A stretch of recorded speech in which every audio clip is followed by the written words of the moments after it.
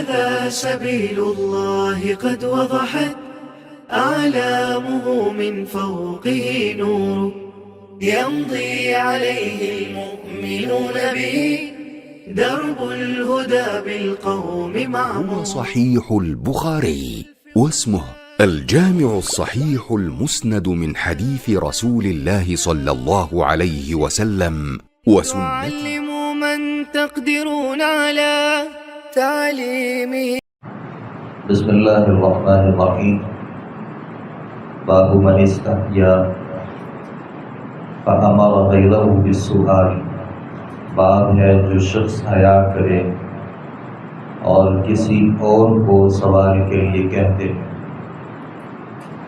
حدثنا مسدد قال حدثنا عبد الله بن داود عن الأعمش عن منذر الثوري عن محمد بن الحنفية عن علي رضی اللہ عنہ. سیدنا علی رضی اللہ عنہ سے روایت ہے. قال کہتے ہیں كنت رجلا مداحا، میں ایک ایسا آدمی تھا جو بہت زیادہ مزی والا تھا. فأمرت المقداد، تو میں نے فرمائش کی مقداد رضی اللہ عنہ سے ان یسأل النبی صلی اللہ علیہ وسلم، کہ وہ نبی اکرم صلی اللہ علیہ وسلم سے سوال کریں. فسألہ، تو انہوں نے آپ صلی اللہ علیہ وسلم سے سوال کیا. فقال، تو آپ نے فرمایا فیہ الوضوء، اس میں وضو کرنا ہے.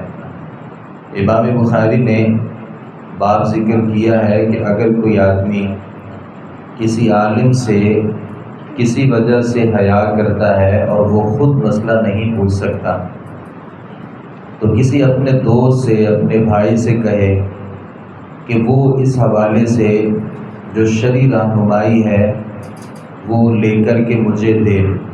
اور حدیث ذکر کی کہ سیدنا علی رضی اللہ عنہ جو تھے اپنے دوست مقداد سے کہا کہ تم نبی صلی اللہ علیہ وسلم سے میرے ایک مسئلہ کے بارے میں دریافت کرو.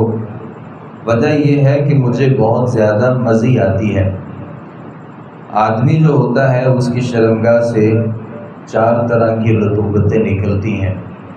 ایک پیشاب ہوتا ہے، ایک مزی ہوتی ہے، ایک ودی ہوتی ہے اور ایک منی ہوتی ہے. پیشاب سب کے سامنے واضح ہے. مزی وہ لیس دار انڈے کی سفیدی جیسی رطوبت ہوتی ہے. عام طور پہ کوئی شہوانی جو خواہشات ہیں ان کی وجہ سے خود بخود نکل جاتی ہے. ودی وہ سفید رطوبت ہوتی ہے. عام طور پہ پیشاب کے بعد بسا اوقات اس کے جو قطرات ہیں وہ نکلتے ہیں. اور منی اس پانی کو کہتے ہیں جو انزال کے وقت اچھل کر کے اور لذت کے ساتھ نکلتی ہے. منی کے علاوہ جتنے بھی پانی ہیں ان کے اوپر وضو ہوتا ہے. تو نبی اکرم صلی اللہ علیہ وسلم نے مقداد سے کہا کہ اس میں وضو کرنا ہے. وجہ یہ بھی تھی کہ سیدنا علی رضی اللہ عنہ جو تھے وہ نبی اکرم صلی اللہ علیہ وسلم کے کزن ہونے کے ساتھ آپ صلی اللہ علیہ وسلم کے داماد بھی تھے، کیونکہ سیدہ فاطمہ رضی اللہ عنہا وہ آپ کی اہلیہ تھیں اور ان کے خامد ہونے کی وجہ سے اور نبی صلی اللہ علیہ وسلم کے داماد ہونے کی وجہ سے انہیں اس بات سے شرم آتی تھی کہ میں نبی صلی اللہ علیہ وسلم سے یہ مسئلہ پوچھوں. لیکن ایسے ہی گزر جانا اور اس بارے میں رہنمائی حاصل نہ کرنا یہ بھی ایک مسئلہ تھا. تو ایک روایت کے مطابق انہوں نے سیدنا مقداد سے کہا کہ تم نبی صلی اللہ علیہ وسلم سے سوال کرو، اور ایک دوسری روایت کے مطابق انہوں نے سیدنا عمار رضی اللہ عنہ سے کہا کہ تم نبی اکرم صلی اللہ علیہ وسلم سے رہنمائی لو اور مجھے یہ مسئلہ بتاؤ. تو انہوں نے پھر نبی صلی اللہ علیہ وسلم سے سوال کیا. آپ صلی اللہ علیہ وسلم نے فرمایا کہ اس میں غسل نہیں کرنا بلکہ وضو کر لیں تو یہی اس میں کافی ہے.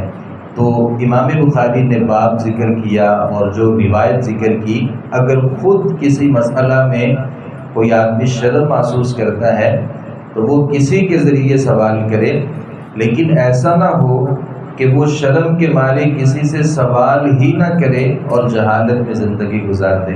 اللہ تعالیٰ سے دعا ہے صحیح معنوں میں حدیث کو سمجھنے، اس پر عمل پر آنے کی توفیق عطا فرمائے۔ وما علینا الا البلاغ المبین۔